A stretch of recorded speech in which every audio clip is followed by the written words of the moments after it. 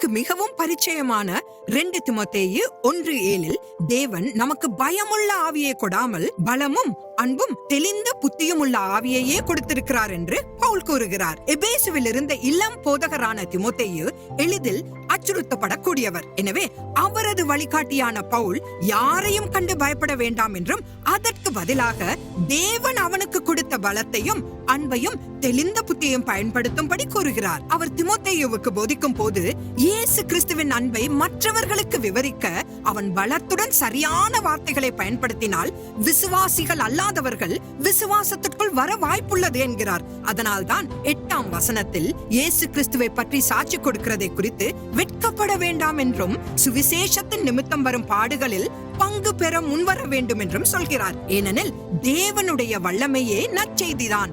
பயம் தேவனிடமிருந்து வரவில்லை. ஆகவே நாம் எச்சரிக்கையாய் இருக்க வேண்டும்.